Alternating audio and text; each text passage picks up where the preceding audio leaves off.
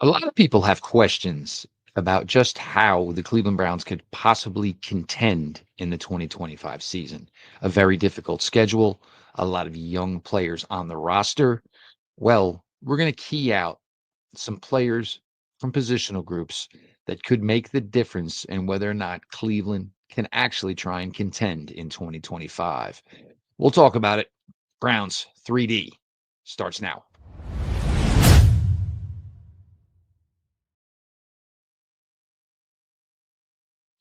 Welcome back, my friends, to the show that never ends, your daily delivery of all things Dog Pound Browns 3D on the OBR streaming network. We appreciate all of you for all the support for us here at the OBR, whether it's reading the written content each and every day or coming out each and every night and watching everything here on the OBR streaming network. Browns 3D kicks you off Monday through Friday, 6 o'clock.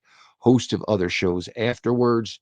Film breakdowns, Brad Ward, Pete Smith with the React, Fred and Barry, of course, with the OBR Weekly on Wednesday nights, numerous other shows. And again, make sure you subscribe to the OBR on YouTube and, of course, the OBR over on Twitch.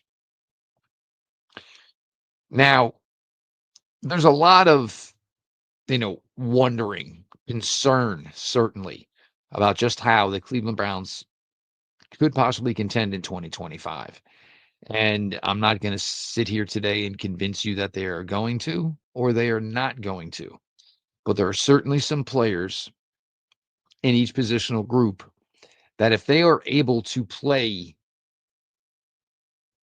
better, they improve, certainly could go a long way before to change what could be, in many people's opinion, a lost season for the Cleveland Browns as they try to basically regroup and rebolster the talent level on their roster.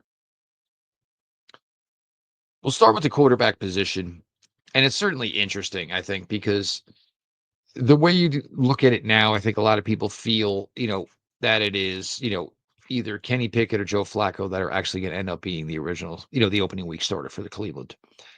I kind of probably agree with that. No, agree that it's going to happen that way. I don't know if I would necessarily go that approach myself, though, in returns to the Browns quarterback position. I think you speak to certain people, they think it's Joe Flacco who would be basically the guy in the lead to be the starter. There's others who believe that it would be Kenny Pickett. I don't know if that's maybe just going based on how these players were acquired or in the chronological order of how they were necessarily acquired. Saying Pickett was brought in before Flacco or Gabriel was drafted before Sanders, et cetera, et cetera. I think we're really reaching a point here where Shedeur Sanders is going to end up being more of a contender than I think most people are ready to admit. Shedeur certainly, you know, straight production and certainly, what he, his father, and other teammates did at Jackson State and then taking it to Colorado and, elevating the Colorado program from depths that it hadn't seen success like that in quite a long time. But to this point with Shedeur, you have a city that, if they all aren't in yet, some certainly are ready to just go gaga in love with the new number 12. The preconceived ideas and thoughts of just what type of kid Shedeur was certainly existed during the draft process. But now, that we see him speak regularly, get spoken to, get interviewed regularly. I think you're starting to see, more of, just the type of young man that Shedeur Sanders is. And, the personality is certainly there. Um, I think when push comes to shove and this starts to get down to playing ability, I think Shador is going to rise pretty quickly, I think. And again, I'm not speaking any ill will towards Dylan Gabriel. And this is always going to be a difficult thing to discuss, certainly this year, certainly through the next few months, when you have two rookie quarterbacks, one that was drafted in the third round, one that was drafted in the fifth round, where if you're speaking on one, people might feel or trying to look like it like you're putting a slight on the other. And that'll never be the case, obviously. We're going to call them like we see them, certainly. Um, as we get, starting with, OTAs and then, of course, mandatory minicamp and training camp and preseason games, I'm not disrespecting what I think Dylan Gabriel's going to be able to do. I just think, the aura and, the name power, the wow factor that is Shador Sanders is going to be ready to jump off. If Shador, of course, can certainly prove that on the field, which I think that's probably going to be the easy part. I think winning the fan base over wasn't going to be as easy as Shador just getting out there between the white lines and just letting the ball rip. Season certainly most looks like it'll start with a veteran, and it is a really tough slate early. Again, for me, I understand why, but if I'm trying to evaluate two rookie quarterbacks and I have two first round picks in next April's draft, I mean, I want the evaluation process to begin as early as possible. So, if the Cleveland Browns are going to be successful in 2025, in large part, it could be due to Shador Sanders, to Joe Flacco or Kenny Pickett. But if you want to get excited about the Cleveland Browns in 2025 and beyond, the guy in that room that everybody's going to have their eyes on and have their hopes and beliefs in is certainly going to be number 12, Shador Sanders. Now, the running back room, you know, you could probably put any name out here. And, we're all certainly excited about the rookies, with Quinshawn Judkins and, of course, Dylan Sampson. And the thing about it is Jerome Ford's not going to give up anything easily. When Jerome first got here, he was in a very strange situation as this team had already had Nick Chubb and Kareem Hunt under contract. Then all of a sudden, his second year, he gets hurt in the summer. It was actually practices in Philly. And then by week 2, after Nick Chubb goes down, it was Jerome Ford's job. Jerome played well in 2023, played pretty good in 2024, regardless of what other people try to tell you. But he is certainly here in a tough situation. He was agreed, he had the league mandated jump in his salary to $3.4 million. The Browns were unwilling to pay that $3.4 million. So that kind of tells you something in relationship to, how high they are on the kids that were added. The guy here for me is going to be Quinshawn Judkins. With the passing of the torch, within that running back room and, understanding the realization that, Nick Chubb is just not a part of this anymore.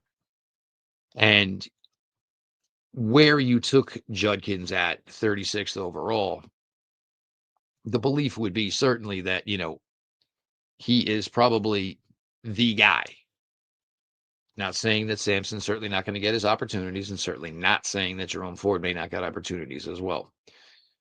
But Quinshawn Judkins looks to be, your first and 10 back, your featured back, your beginning of a series back. Physicality, toughness. He's more athletic than people think he is. Quinshawn Judkins, if the Browns, as they go back to this old system, the old wide zone concept, and the offensive linemen can play it and perform it like they had before 2024, this looks like a really, really smooth transition for a rookie running back. Obviously Judkins has played behind good offensive lineman at Ole Miss, played behind great offensive linemen at Ohio State. The opportunity is certainly there for Quinshon Judkins to kind of hit the ground running. And hopefully, and most importantly for the Cleveland Browns, that yard per carry number, which they used to rock about 5 per carry, during the prime zone blocking scheme, Nick Chubb at his best.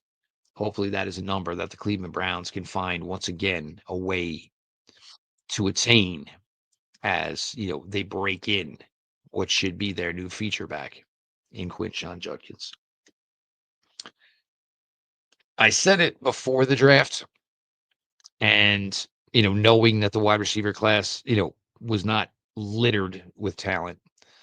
And the Browns certainly had bigger pressing needs with the earlier picks within the draft that needed to address other positions.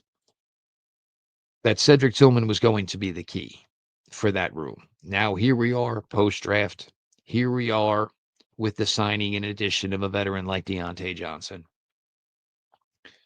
But it still comes down, certainly, to what Cedric Tillman can bring this team. 6 for 75 and a touchdown, 3-game stretch last year. The best Cedric Tillman has performed in the NFL. And not even in, his final year in Tennessee was he performing at a rate like that. The year before it was a rough final year at Tennessee for Cedric Tillman. But if Cedric Tillman can play closer to that level that he played for that 3-game stretch late last October into November, with the addition of Deontay Johnson, with Jerry Jeudy coming off his career year, it certainly makes you think that whatever quarterback ends up getting the time will have certain viable weapons that he can use at his disposal to hopefully get this offense, to perform, most importantly, at a higher point total level.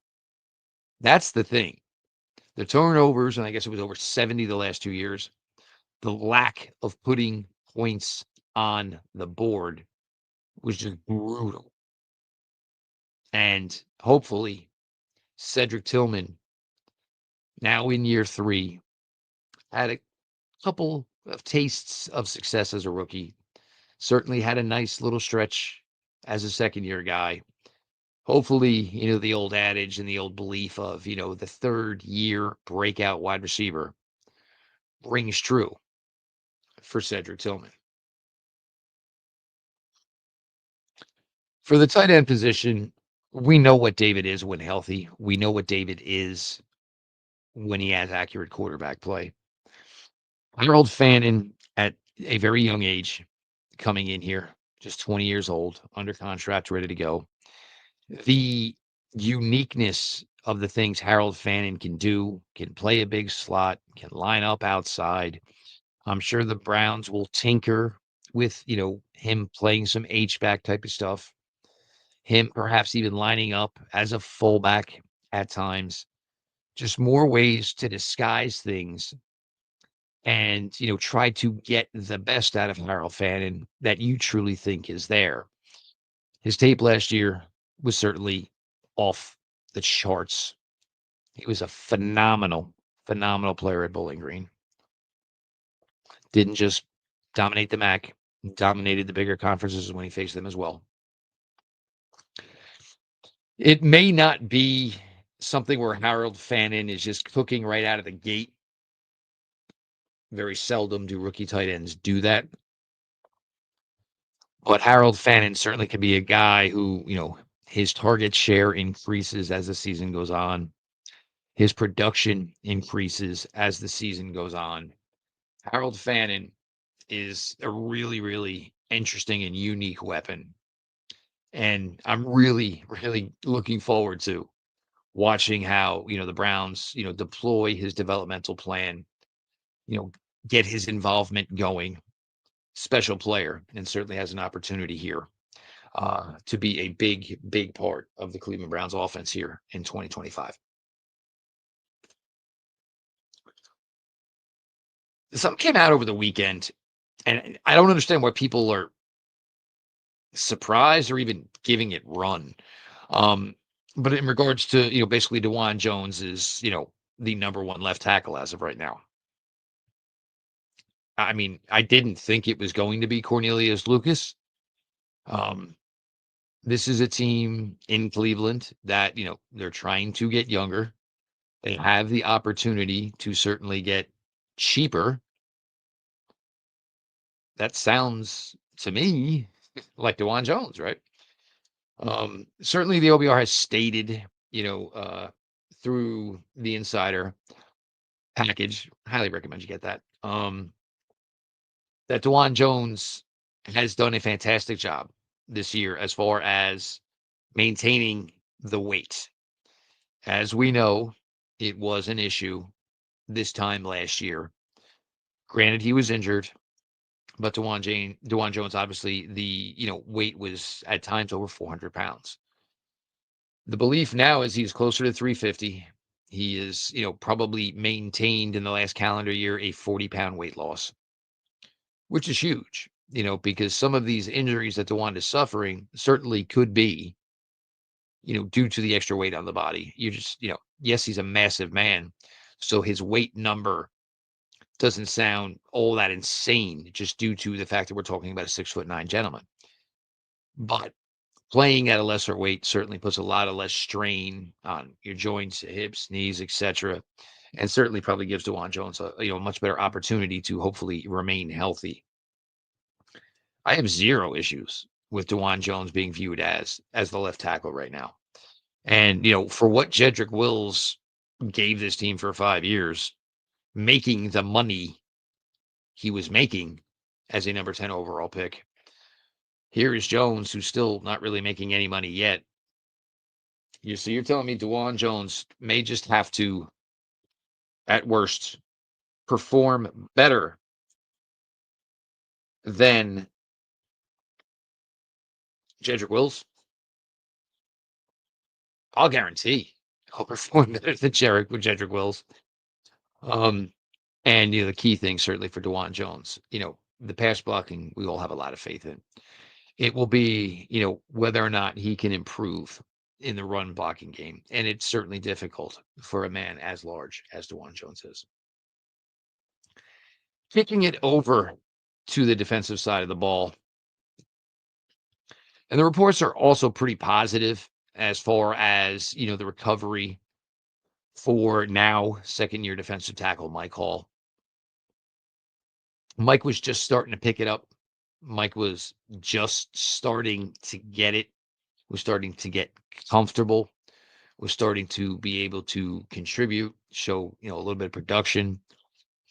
And then, of course, last game of the year and, significant injury for Mike Hall, which was certainly tough for the young man to go through. He and Mason Graham could be an absolutely devastating duo going further. Graham's, ability to stop the run, ability to, win his one-on-ones with his wrestling leverage background. Hall with just the overall athleticism. Factor in the pass rush ability that Mike Hall brings. There's an opportunity for the Cleveland Browns, probably for the first time in a long time, to really have the overall depth of their defensive tackle room be a serious positive for this team. But with Graham, with Mike Hall, and of course with Jawan Briggs, you factor in Shelby Harris, you factor in obviously the veteran pass rusher that you brought in as well. There's room and potential for this to be a really, really solid and deep room.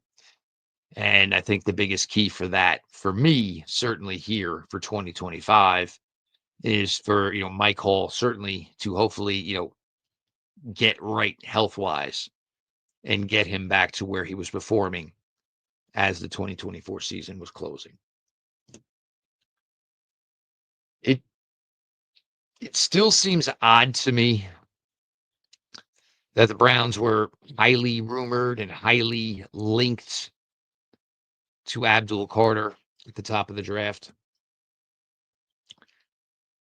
and then never took any pass rusher. That's the part I kind of find a little confusing, certainly a little interesting. Now, we're speaking here now of another third-year player in Isaiah McGuire. And Isaiah, sparingly as a rookie in 23, certainly a much bigger piece of the playing time in 2024, and has shown the propensity to be a really strong system player. He grades out very well. His assignment usually is carried out to the absolute letter in run defense. So McGuire, he's proving his worth.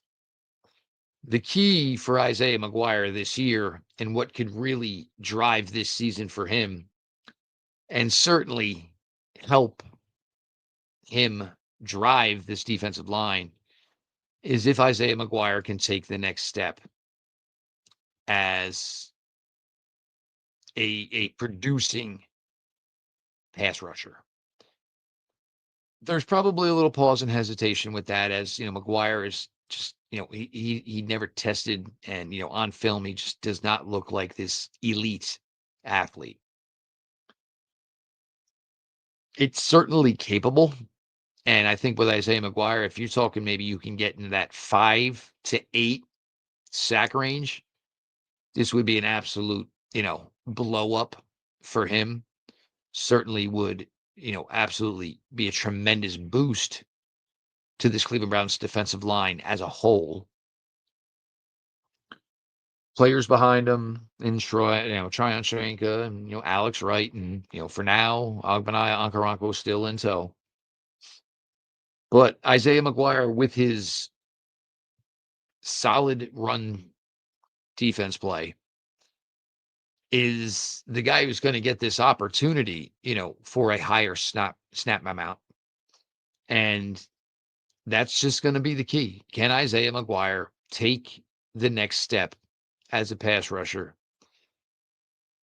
And most importantly, turn it into some production. He's probably the key, in my opinion, to the Browns pass rush here in 2025.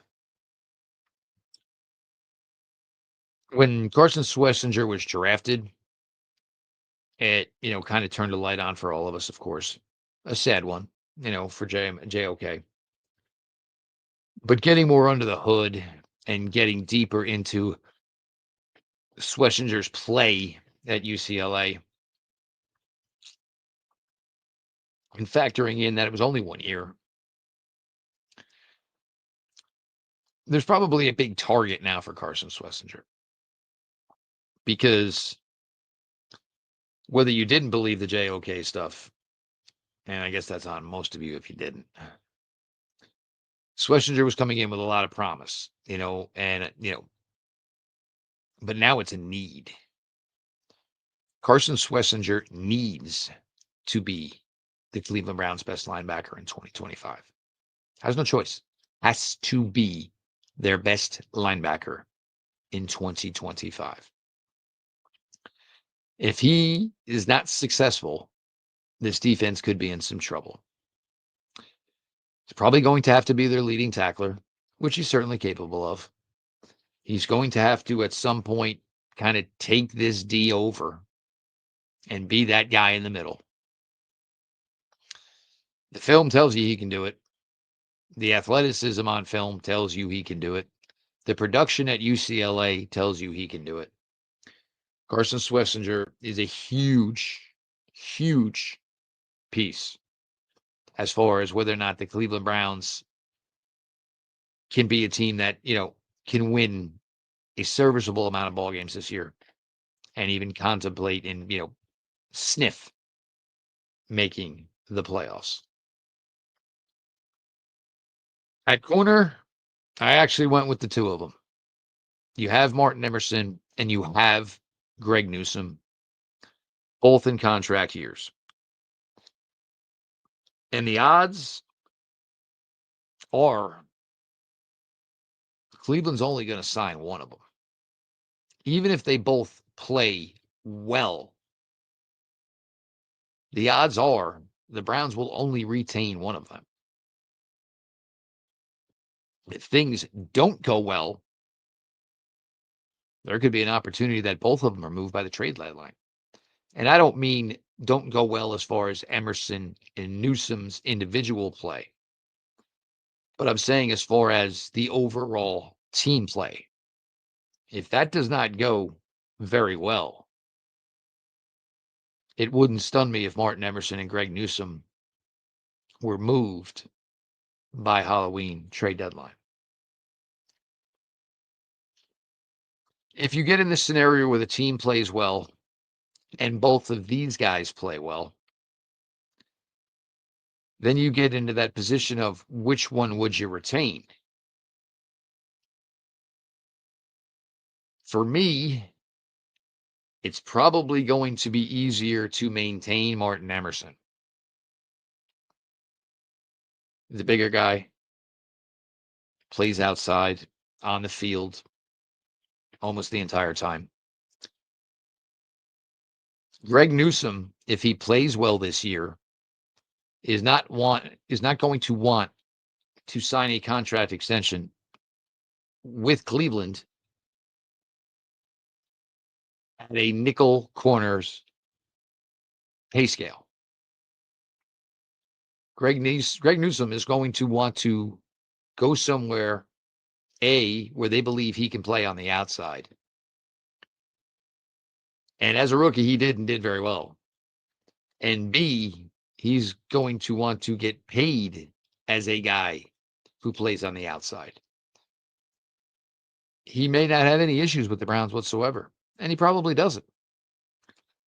But he knows where the money is, and it's to be the money is there to play on the outside. So Emerson and Newsome, and hopefully these two can get back closer to what we saw from the two of them as well in 2023. And it is a little bit of a unique position for the Browns overall to have their number 2 corner and their nickel corner both here in a contract year at the same time, and basically competing with each other as teammates, but maybe competing against each other as far as who will essentially be the apple of Andrew Berry's eye as far as getting a contract extension done with the Cleveland Browns. But again, if it doesn't go well for the Browns this year, it would not stun me to find that Martin Emerson and Greg Newsome are both on the trading block by Halloween. The Browns have signed a couple of veteran safeties, and I like both the signings. Both guys are probably, at the tail end of their successful age. I would be, these guys are probably more role players at this point in their career than they would be starters. And you have this third year undrafted free agent who probably gave you one of the biggest plays of the entire 2024 regular season, 2023 regular season, when he took an interception to the house against the New York Jets on Thursday Night Football, basically clinching the Cleveland Browns going to the playoffs and almost having the entire stadium collapse from just the sheer joy of the moment. This is Hickman's opportunity. And look, not often as an undrafted free agent do you even get the shot to be a starter. Even if you do your job well, whatever they ask of you, they may never be willing to say, hey, we've got this opening and we think you might be the answer. So this opportunity is here for Ronnie Hickman. It's got to be about consistency. And I think that's kind of been one of the things with Ronnie Hickman, to this point, which makes sense. It's what happens sometimes when you're an undrafted free agent. You can't put a high level of expectation on him. But the opportunity is here for Ronnie Hickman. The opportunity certainly to, make a name for himself within this league and hopefully, add another 7-8 years to his NFL career as he's now in his third year. But safety position, there's no question about it. If Ronnie Hickman can take a step here, it absolutely gives a huge bolster to this Cleveland Browns defense. It's the guys, I'm not saying all of them are going to hit, some of them could. And, these guys could be the determining factors in just how successful the Cleveland Browns could be in 2025. Shedeur Sanders, Quinshon Judkins, Cedric Tillman, Harold Fannin, DeJuan Jones, Mike Hall, Isaiah McGuire, Carson Swessinger, Emerson and Newsom, and of course, Ronnie Hickman. Again, always big thanks and appreciation to everybody who comes on out to the OBR every day, consuming the written content, joins us here every evening on the OBR streaming network. Browns 3D kicks everything off every night, 6 o'clock, various shows afterwards throughout the week. You guys know there's a big topic. We will cover it. There's important things going on. We'll get us all together and give you our 2 cents on everything. You guys come out for us. We'll continue to come out for you, of course. This has been Browns 3D on the OBR streaming network. Make sure you are subscribed to the OBR over on YouTube. Make sure you subscribe to the OBR over on Twitch. This has been your daily delivery of all things dog pound. Browns 3D on the OBR. And we will talk to you all tomorrow.